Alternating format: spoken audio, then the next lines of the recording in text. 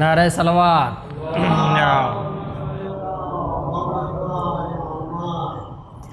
حضرات سامعین، آج کی یہ مجلس عزا برائے ایصال ثواب غلام حسین صاحب مرحوم ابن فدا حسین صاحب اور کاظمی بیگم بنت جعفر حسین صاحب منعقد کی گئی ہے، اور آج کی اس مجلس کو خطاب فرمائیں گے حجت الاسلام علی جناب مولانا وسیع حسن صاحب قبلہ۔ مولانا فرش ادا پر تشریف رکھتے ہیں، لہذا چند منٹ بعد مولانا سے گزارش کی جائے گی اور مولانا رونق و فروز ممبر ہوں گے۔ مجلس برائے ایصال ثواب منعقد کی گئی ہے۔ ظاہر ہے ایصال ثواب کے دنیا میں بہت سارے طریقے ہیں، لیکن بہترین ایصال ثواب ذکر سرکار سید الشہداء مظلوم کربلا امام حسین علیہ السلام ہے۔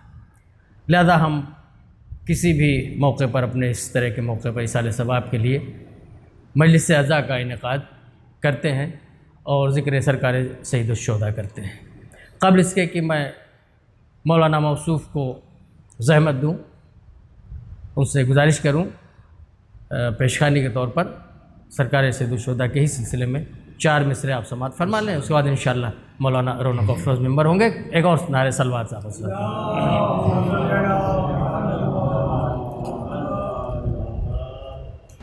جو ہر ایک دل کا چین بنتا ہے، جو ہر ایک دل کا چین بنتا ہے، وہ شہ مشرقین بنتا ہے، وہ شہ مشرقین بنتا ہے، اور عزم کل انبیاء کے ایک جا ہوں، عزم کل انبیاء کے ایک جا ہوں، تب کہیں ایک حسین بنتا ہے، جو شہ مشرقین بنتا ہے۔ میں بڑے ہی ادب و احترام کے ساتھ گزارش کر رہا ہوں حجت الاسلام علی جناب مولانا وسیع حسن صاحب قبلہ سے کہ سرکار تشریف لائیں، رونق و فروز ممبر ہوں۔ نعرہ صلوات۔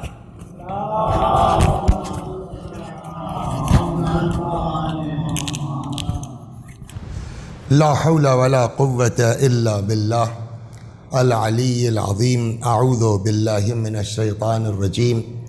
بسم الله الرحمن الرحيم. الحمد لله رب العالمين، والصلاة والسلام على سيدنا ونبينا وشفيعنا إن شاء الله أبي القاسم محمد.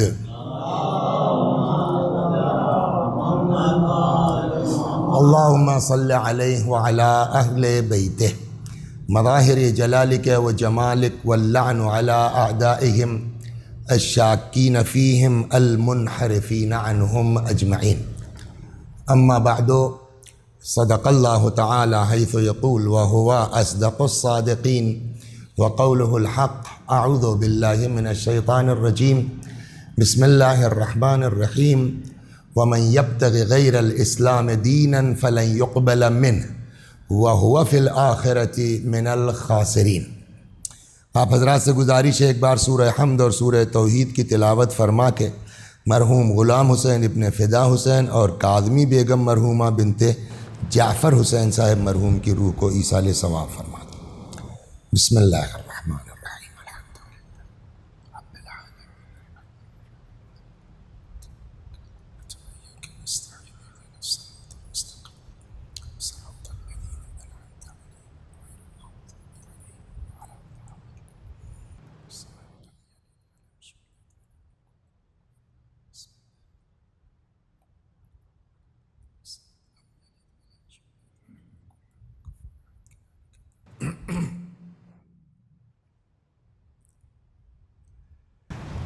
ارشاد حضرت حق جل وعلا ہوتا ہے وَمَن يَبْتَغِ غَيْرَ الْإِسْلَامِ دِينًا فَلَن يُقْبَلَ مِنْهُ، جو بھی اسلام کے علاوہ کوئی دین اختیار کرے گا سو وہ اس سے قبول نہیں کیا جائے گا۔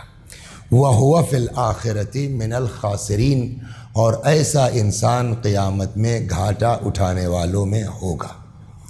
یا دوسری جگہ اسی قرآن میں ہے اِنَّ الدِّینَ عِندَ اللّٰہِ الْإِسْلَامُ، اللہ کے نزدیک اگر کوئی دین ہے تو صرف اور صرف اسلام ہے۔ اب سوال یہ ہے کہ صاحب اسلام کا کہنا یہ ہے کہ 1,24,000 پیغمبر آئے، جس میں 313 رسول ہیں، جس میں 5 اولو العزم ہیں، صاحبان شریعت ہیں، کتابیں ہیں، صحیفے ہیں، ابراہیم جیسے پیغمبر ہیں، موسیٰ جیسے اولو العزم ہیں، حضرت عیسیٰ جیسے صاحب شریعت ہیں، تو پھر ہم ان انبیاء کا کیا ہوگا؟ جب آپ کہہ رہے ہیں کہ ان الدین عند اللہ الاسلام، دین فقط اور فقط اسلام ہے، یا ومن یبتغی غیر الاسلام دینا فلن یقبل منہ، جو بھی اس کے علاوہ کوئی اختیار کرے گا سو اس سے قبول نہیں ہوگا، تو یہ انبیاء جو آئے ہیں 1,24,000 آپ کہتے ہیں کیا مطلب ہوا؟ کہ جواب سب کا دین ایک ہے، اور یہ آپ کا بھی جو مسلمان کہا جا رہا ہے یہ کوئی نیا نام نہیں ہے، رسول اللہ نے نہیں رکھا ہے، پیغمبر کے زمانے کا نام نہیں ہے، اسی قرآن میں ہے ملت ابیکم ابراہیم۔ دیکھیے یہودی کہاں سے آئے ہیں؟ جناب ابراہیم کے بیٹے ہیں جناب اسماعیل اور اسحاق، اسحاق کے بیٹے یعقوب، یعقوب کے بیٹے یوسف، یعقوب کا نام اسرائیل، لہذا اس یعقوب کی جو نسل آئی وہ کہلائی بنی اسرائیل۔ اب یہ نبوت جو ہے بجائے اسماعیل کی طرف جانے کے وہ کہاں چلی گئی؟ یعقوب کی نسل میں۔ تو یہ سارے جو ہے وہ جو انبیاء آئے ہیں وہ کیا کہلائے؟ انبیاء بنی اسرائیل۔ موسیٰ اسی میں ہے، حضرت عیسیٰ اسی میں ہے، تو یہودی کون ہے؟ جو موسیٰ علیہ السلام کو مانتے ہیں۔ مسیحی کون ہے؟ جو حضرت مسیح یا حضرت عیسیٰ کو مانتے ہیں۔ اور یہ سب کون ہے؟ ابراہیم کے بعد ہے نا، اور قرآن کہتا ہے ملت ابیکم ابراہیم ہوا سماکم المسلمین، یہ سب جو ہے وہ تمہارے بابا ابراہیم کا نام رکھا ہوا ہے، اس نے ابراہیم سلام اللہ علیہ نے تم لوگوں کا نام مسلمان رکھا ہے۔ تو ایکچول میں آپ چاہے جو نام رکھ دیجئے، جو اللہ کی طرف سے دین آیا ہے وہ ایک ہے جس کا نام ہے اسلام۔ اب چاہے اس کو کچھ لوگ جو ہے وہ موسیٰ کی طرف دے جا کر کے موسوی دین کہہ دیں، یہودیت کہہ دیں، عیسائیت کہہ دیں، لیکن اصل جو انبیاء لے کے آئے ہیں وہ کیا ہے؟ ملت ابیکم ابراہیم ہوا سماکم المسلمین۔ یہ مذہب یہ دین تمہارے بابا ابراہیم کا لایا ہوا ہے، ابراہیم نے تمہارا نام مسلمان رکھا ہے۔ ہم کو ادھر نہیں جانا ہے۔ اصل کیا ہے کہ جو بھی اسلام کے علاوہ دین اختیار کرے گا وہ اس سے قبول نہیں کیا جائے گا۔ یعنی مین چیز کیا ہے؟ مسلمان ہونا۔ مسلمان کیسے ہوگا آدمی؟ کلمہ پڑھو، اشہد ان لا الہ الا اللہ و اشہد ان محمد رسول اللہ، اتنا کر دینے سے آدمی کیا ہو گیا؟ مسلمان ہو گیا۔ آیا یہ صرف کلمہ پڑھ لینا؟ یا چلیے آگے بڑھ جائیے، اشہد ان علی ولی اللہ، مومن بھی ہو گئے۔ آیا یہ کلمہ پڑھ لینا آخرت میں گھاٹے سے بچا کا سبب ہو سکتا ہے، نجات کا سبب ہو سکتا ہے؟ اس لیے کہ قرآن نے کیا کہا ہے؟ وَمَن يَبْتَغِ غَيْرَ الْإِسْلَامِ دِينًا فَلَن يُقْبَلَ مِنْهُ وَهُوَ فِي الْآخِرَةِ مِنَ الْخَاسِرِينَ، کہ جو اس کے علاوہ کوئی دین اختیار کرے گا وہ قیامت میں گھاٹا اٹھائے گا۔ تو اگر ہم نے اختیار کر لیا ہے تو گھاٹے سے بچ جانا چاہیے نا۔ تو اب سوال یہاں ہوگا کہ نہیں ہوگا کہ جس نے بھی کلمہ پڑھ لیا، جس نے بھی جو ہے وہ اسلام قبول کر لیا، وہ گھاٹے سے بچے گا یا نہیں بچے گا؟ اس لیے قرآن کہہ رہا ہے اسلام نہیں قبول کرو گے گھاٹے میں رہو گے. تو اس کا الٹا یہی تو ہوا نا, یعنی قبول کر لیں گے تو گھاٹے سے بچ جائیں گے. خب دوسری جگہ قرآن کہتا ہے جی نہیں, اس خوش فہمی میں نہ رہیے گا کہ آپ گھاٹے سے بچ جائیے گا. کہاں؟ 30ویں پارے میں, سب کو سورہ یاد ہے. والعصر ان الانسان لفی خسر. اب مسلمان, غیر مسلم, نان مسلم, یہودی, کسی کی بات نہیں ہے, جنرل پبلک کی بات قرآن کر رہا ہے. والعصر, قسم ہے عصر کی, زمانے کی, یا بعض اس پر کبھی اس پر موقع ملا کہیں گے عصر سے مراد وہ زمانہ جب امام کا ظہور ہوگا, قسم ہے ظہور امام کے دور کی, زمانے کی. ان الانسان لفی خسر, سارے کے سارے انسان کیا ہے؟ گھاٹے میں. الا الذین آمنوا, تو بات یہیں آگے کٹ گئی نا. یہ نہیں کہا قرآن نے الا الذین اسلموا. اگر یہ کہا ہوتا کہ بٹ وہ لوگ جو مسلمان ہیں بچ جائیں گے, نہ, ایک جو ہے وہ ڈگری آگے, الا الذین آمنوا, وہ گھاٹے سے بچ سکتے ہیں جو مومن ہوں. چلیے صاحب, واٹس ڈفرنس بٹوین ایمان اور اسلام؟ کا محمد الرسول اللہ پہ لوگ گئے, آپ جنرل مسلمان ہیں. یا علی حب کا ایمان, آسانی کے لیے, ورنہ تو بڑی بحث ہوگی. یا علی حب کا ایمان, علی سے محبت ہے, مودت ہے, اہل بیت کے, آپ مومن ہو گئے, بچ گئے گھاٹے سے. کہ اگر قرآن کی آیت یہیں رک گئی ہوتی ہم مزے میں تھے. الا الذین آمنوا, ایمان لے آئے, ہم جو ہے وہ عاشق علی ہیں, گھاٹے سے بچ جانا چاہیے. اگلی شرط لگا دی کہ فقط ایمان انف نہیں ہے گھاٹے سے بچنے کے لیے. اگر کافی ہوتا گھاٹے سے بچنے کے لیے تو اگلی شرط نہ لگاتا. اگلی شرط کیا ہے؟ الا الذین آمنوا کے بعد وعملوا الصالحات. ایمان لانا کافی نہیں ہے, اس کے ساتھ عمل صالح بھی ہونا چاہیے. تو چلیے صاحب, ایک آدمی مومن ہے, ایک آدمی جو ہے وہ عمل صالح بھی کرتا ہے, نماز, روزہ, حج, زکوٰۃ, غریب, ماں باپ کے احترام, سب کرتا ہے, بچ جائے گا گھاٹے میں؟ کہنا یہ بھی کافی نہیں ہے. اجی دیکھیے شرط قرآن کیا ہے, والعصر ان الانسان لفی خسر. سب کے سب, ساری پبلک جنرل گھاٹے میں ہے, بشریت گھاٹے میں ہے, انسان گھاٹے میں ہے. الا الذین, وہ بچ سکتے ہیں جو مومن ہوں. فقط کا نہ, ایک شرط اور ہے, وعملوا الصالحات. ایمان کے ساتھ ساتھ کیا ہونا چاہیے؟ عمل صالح ہونا چاہیے. خوب مومن بھی ہیں, نماز روزہ بھی ہے, بچ جائیں گے. کہنا اگلی بھی شرط ہے, کیا؟ وتواصوا بالحق. خالی نماز روزے سے کام نہیں چلے گا, حق کی وصیت کریں. حق کی وصیت کیا ہے؟ یہاں روایت ہے چھٹے امام سلام اللہ علیہ سے. دیکھیں, کسی لفظ کے دو معنی ہو سکتے ہیں. ایک ہے معنی عام اور ایک ہے معنی خاص.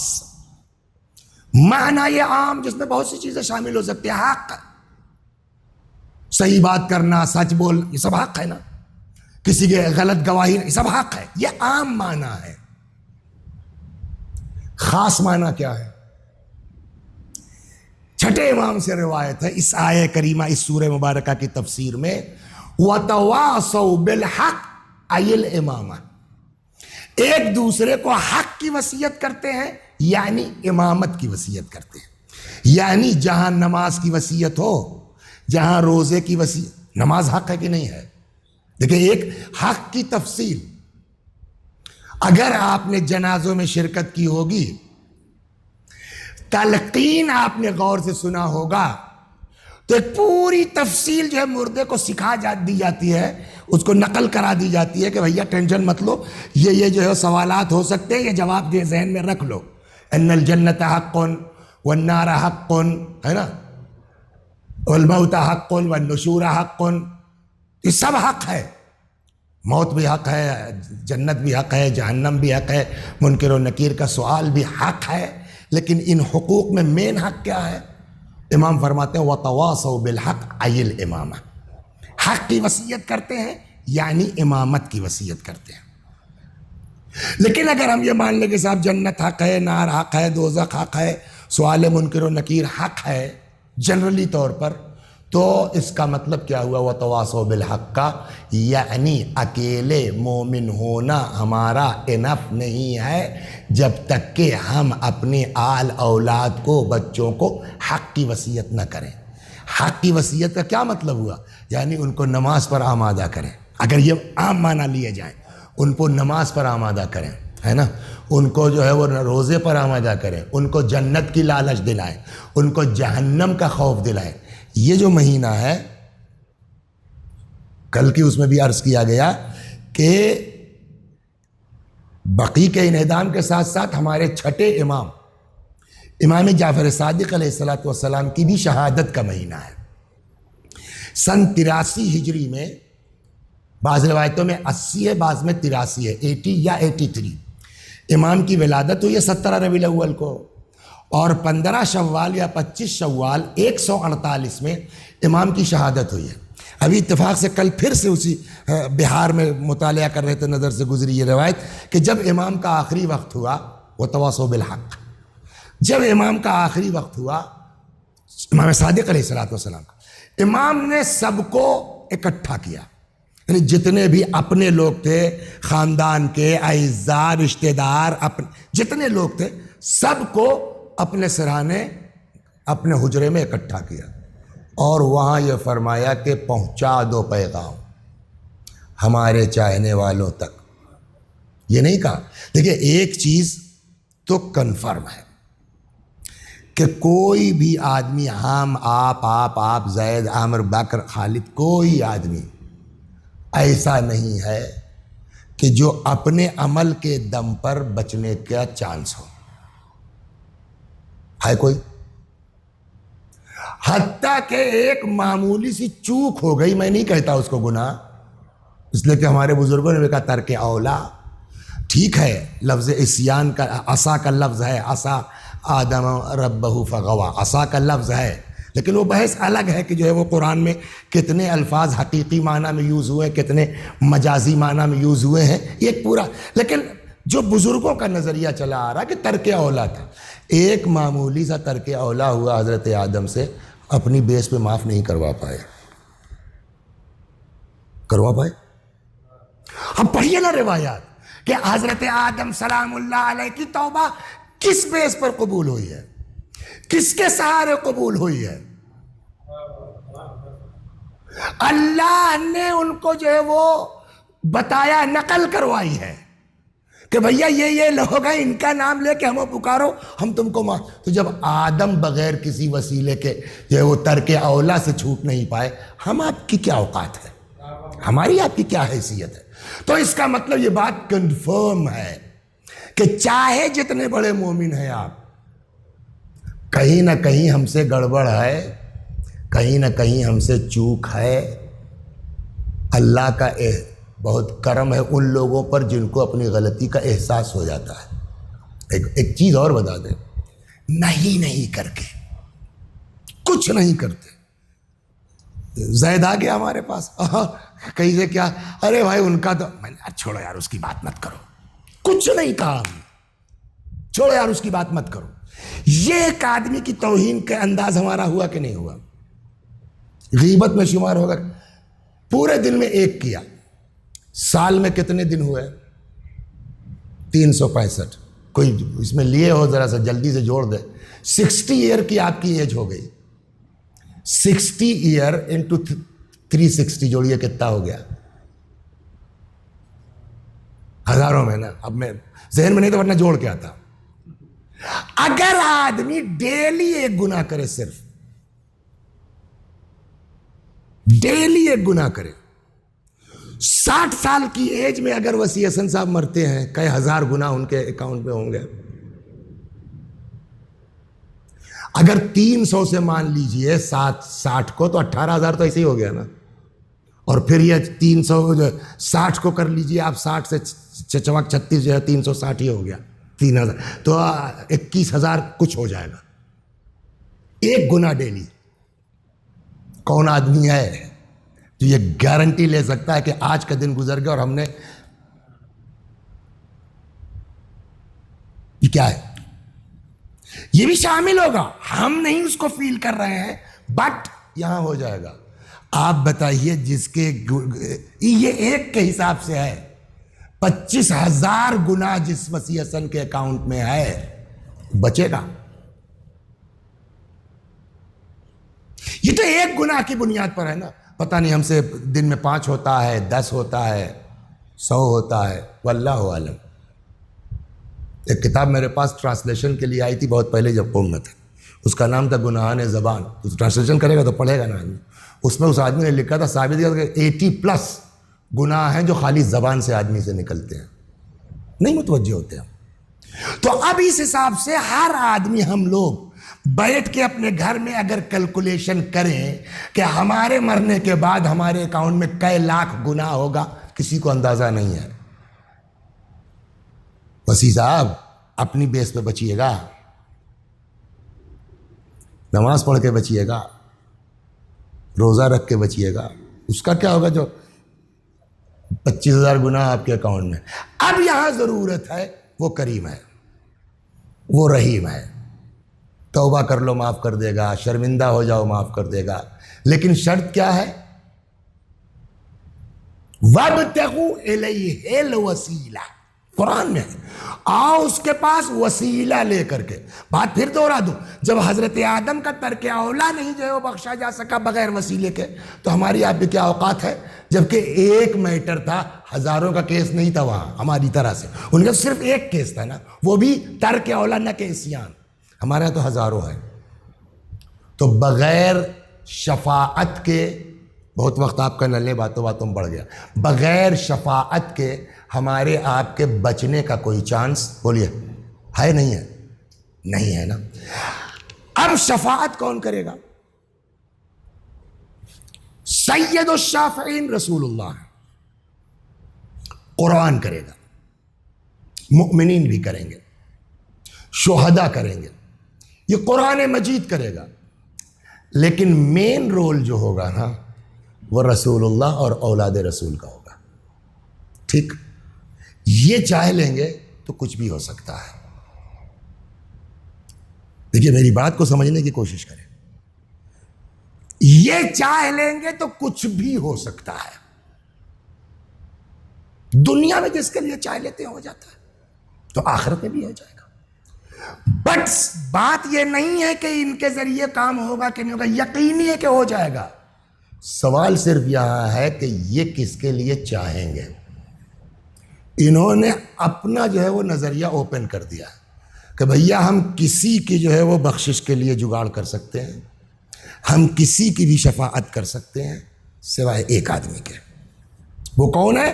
وہ میں آپ کو روایت کہ جب امام صادق علیہ السلام کی شہادت کا وقت آیا تو حضرت نے اپنے پورے کنبے کو، خاندان والوں کو، اعزاء کو، رشتہ داروں کو اکٹھا کیا اور فرمایا یہ پہنچا دو سب کو کہ جو نماز کو ہلکا سمجھے گا، تارک الصلاۃ الگ چیز ہے اور نماز نہ پڑھنے والا الگ چیز ہے، دو الگ الگ چیز ہو گئی۔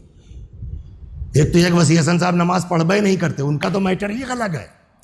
ایک یہ ہے وسیع حسن صاحب کا کہ صاحب پڑھ سکتے تھے، مجلس سے اترے تھے، گرمی بہت تھی، ٹائم ہو گیا تھا، 4 لوگ گئے پڑھنے کے لیے، آپ پڑھ سکتے، ارے یار کئے قدم ہے یہاں سے جو ہے وہ قاضی سرا سے بھی پہنچ جائیں گے، گھر پہنچ کے پڑھ لیں گے، لیکن یہ نماز کو ہلکا بنانا ہوگا۔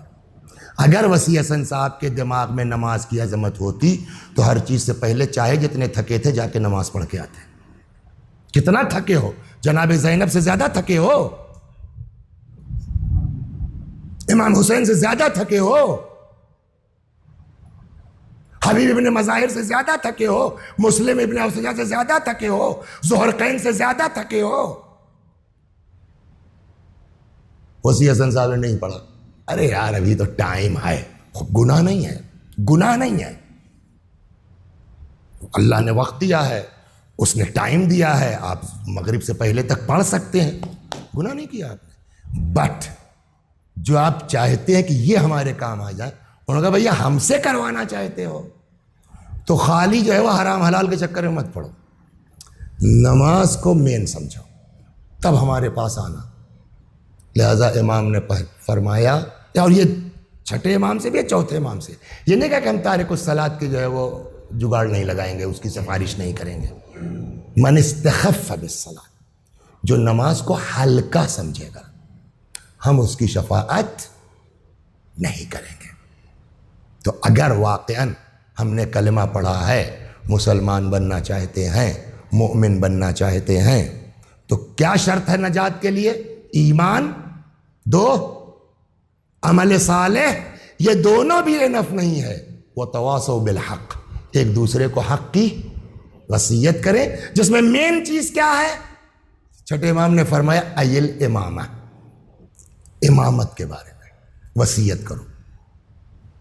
وتواصوا بالصبر، یہاں بھی چھٹے امام سے روایت ہے الصبر فی الفترہ، صبر کی وصیت کرتے ہیں، یعنی فترت میں صبر کی۔ فترت کیا چیز ہے؟ حضرت کی غیبت جب سے اسٹارٹ ہوئی ہے اس وقت سے لے کے جس دن حضرت کا ظہور ہوگا، یہ جو بیچ کا پیریڈ ہے یہ فترت کہلائے گا۔ ٹھیک، اب اس فترت میں 1200 سال ہو گیا، 1500 سال ہو گیا، نہیں معلوم 2000 سال ہو جائے، اتنے دن زندہ کیسے رہ سکتے ہیں، تو کیسے کھا رہے ہیں، تو دنیا بھر کے سوال ہوگا نا۔ اب ایسے میں ایک دوسرے کو امام کے بارے میں صبر کی وصیت کرو۔ جو حق کی اور صبر کی وصیت کرتا ہے ایمان اور عمل کے صالح کے ساتھ، وہی کامیاب ہوگا۔ آئیے دعا کریں اللہ سے، خدا ہم سب کو حق اور صبر کی وصیت کی توفیق عطا فرمائے۔ یہ حق کی وصیت سمجھتے ہیں آپ؟ ایک چیز واقعی اگر آپ غور کریں نا، تو بہت سی آیتیں ایسی ہیں سر کہ اگر کربلا نہ ہونا تو سمجھنا مشکل ہے۔ بہت سی آیتوں کا پریکٹیکلی تفسیر جس کو کہیے آپ، عملی تفسیر آپ کو کربلا میں ملے گی۔ وتواصوا بالحق کی تفسیر آپ آئیے کربلا میں دیکھیں۔ مسلم ابن اوسجہ میدان میں آئے، ہے نا، جنگ ہوئی، لڑتے لڑتے گر پڑے۔ امام حسین علیہ السلام اپنے صحابی دوست رفیق حضرت حبیب ابن مظاہر کے ساتھ مسلم کے سرانے پہنچے۔ ابھی مسلم ابن اوسجہ زندہ ہیں۔ حبیب نے پہنچتے ہی کہا کہ بھائی مسلم، میں اپنے مفہوم اپنے الفاظ میں عرض کر رہا ہوں، جہاں تم جا رہے ہو پیچھے پیچھے میں بھی آ رہا ہوں۔ اگر پتا ہوتا کہ زندہ رہوں گا تو کہتا بھی تم سے کہ بھائی کوئی وصیت ہو تو بولو، لیکن کیا کہوں، میں بھی تو آ رہا ہوں تمہارے پیچھے پیچھے۔ ہو گئی بات نا۔ اسی کربلا میں مسلم ابن اوسجہ کی بیوی بھی ہے، بچہ بھی ہے۔ کیا مسلم یہ نہیں کہہ سکتے تھے کہ بھائی گھنٹہ 2 گھنٹہ جتنی دیر رہنا، میرے ذرا بیوی بچوں کا خیال رکھنا؟ کر سکتے تھے؟ نہیں کر سکتے۔ لیکن جو روایت کا جملہ ہے وہ یہ ہے کہ اس آخری لمحات میں کہ جب روح نکلنے والی ہے، شہادت قریب ہے، مشکل سے کسی طرح سے ہاتھ اٹھایا ہے اور اشارہ کیا ہے امام کی طرف، اور فرمایا اوصی کا بہذا، بڑی مشکل سے کہہ پائے ان کے لیے وصیت ہے۔ غور کر رہے ہیں، یہ قرآن کی عملی تفسیر ہے کربلا میں وتواصوا بالحق کی، امامت کی وصیت۔ مسلم شہید ہو گئے، امام پلٹنا چاہ رہے ہیں، اتنے میں خیمے کا پردہ اٹھا، ایک لڑکا شاید 10-11 سال، اتنا کم سن ہے کہ روایات کہتی ہے کہ جب یہ لڑکا جا رہا تھا تو اس کی کمر میں جو تلوار لگی تھی نا، تو وہ جب دوڑ رہا تھا تو وہ تلوار زمین پر نشان بناتی جا رہی تھی، خط کھینچتی جا رہی تھی۔ کتنا امام کو احساس ہوگا۔ اب یہ دن آ گیا کہ گودی سے نکل کے بچہ جائے گا میرے لیے۔ حضرت نے کہا اس بچے کو میرے پاس لاؤ۔ بچہ قریب لایا گیا۔ کون ہو تم؟ آپ یقین کیجئے شاید اگر بچہ سیدھے سیدھے کہہ دیتا کہ میں مسلم کا بیٹا ہوں تو شاید امام کو اتنی اذیت نہ پہنچتی جتنا مسلم کے بچے کے جواب سے امام کو اذیت ہوئی ہوگی۔ جانتے ہیں آپ جو بزرگوں نے فرمایا ہے، تم کس کے فرزند ہو؟ کہتے ہیں غور سے بیٹے نے باپ کے لاش کو دیکھا۔ یہ معمولی کام نہیں ہے۔ کسی کا باپ بیماری میں مر جائے. ذرا دیکھیے 10-12 سال 15 سال 18 سال 20 سال 25 سال کہ لوگ کیسے بلبلاتے ہیں اپنے باپ کے مرنے پر. چاہے کہ یہ 10 سال 11 سال کا بچہ اور اس طرح سے باپ بھوکا پیاسا مارا گیا ہے. غور سے باپ کے لاش کو دیکھا, روایت کہتے اس کے بعد سر اٹھایا, آقا جس مرد مجاہد کا یہ جنازہ ہے میں اسی کا بیٹا ہوں. پڑھنا بہت آسان ہے, سننا بہت آسان ہے. آدمی آنکھ بند کر کے اپنے کو وہاں پہنچائے اور تصور کی نگاہ سے سوچے کہ اس وقت قلب مبارک امام پر کیا گزر گئی ہوگی جب اس نے اس لہجے میں کہا میں اس مرد مجاہد کا بیٹا ہوں. تڑپ گئے مولا, تڑپ گئے مولا. فرماتے ہیں بیٹا تیری ماں کے لیے تیرے باپ کا غم کافی ہے, واپس چلا جا. جیسے ہی امام نے یہ جملہ کہا نا, اب سنیے, اور وہ بچہ کیا واپس چلا جاؤں؟ اور یہ پگڑی امائی نے تو باندھی ہے, یہ کمر میں تلوار امائی نے تو لگائی ہے. ابھی تو یہ بچہ صفائی دے رہا تھا, تب تک ماں کی آواز آ گئی, مولا مسلم نے اپنی قربانی دی ہے, یہ میرا ہدیہ ہے, اسے قبول فرما لیجئے, رد نہ فرمائیے. آپ حضرات سے گزارش ہے ایک بار سورہ حمد اور سورہ توحید کی تلاوت فرما کے مرحوم غلام حسین ابن محمد فدا حسین اور کاظمی بیگم بنت جعفر حسین صاحب کی روح کو ایصال ثواب. بسم اللہ الرحمن الرحیم.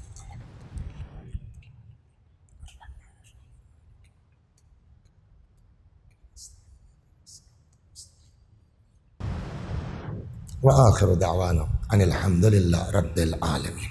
شیعہ زداری پیغام اہل بیت کو پہنچانے کا راستہ.